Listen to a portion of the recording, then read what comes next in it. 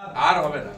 শুভেন্দুদা 2016 সালে যারা এসএলএসটি পরীক্ষা দিয়ে বিক্ষোভ করছিল ওয়াই চ্যানেলে আজকে তারা প্রত্যাহার করলো, বলল আদালতে নির্দেশ যদি আমাদের বিরুদ্ধে যায় তার সমস্ত দায়ভার রাজ্য সরকারকে নিতে হবে এবং শিক্ষা বোর্ডকে নিতে হবে, আমরা আবার নতুন করে আন্দোলনে নামবো।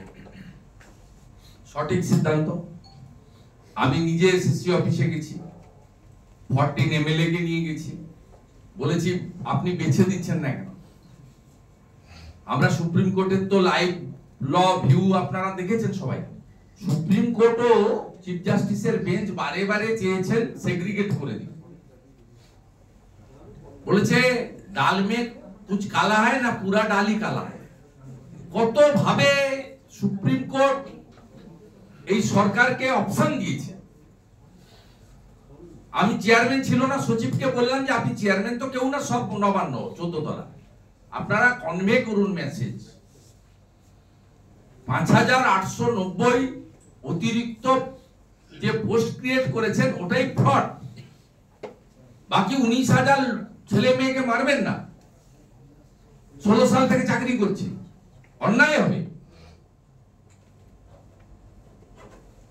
যদি যোগ্যদের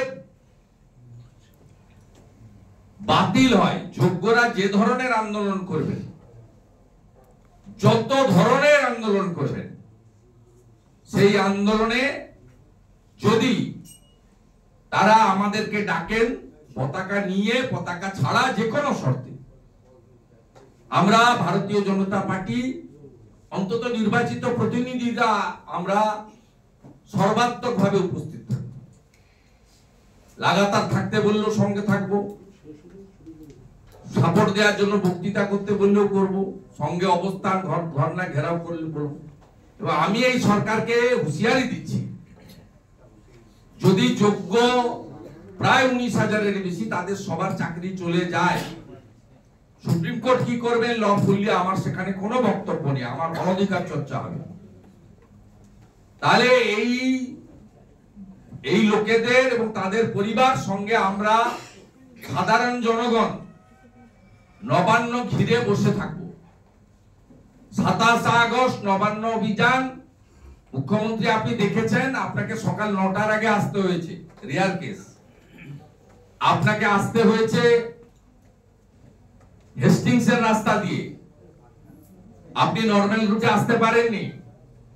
আপনার সঙ্গে সেদিন অতিরিক্ত 60 জনের বেশি পুলিশ রাখা হয়েছে এবং 3টে স্কট ছিল মহিলাদের।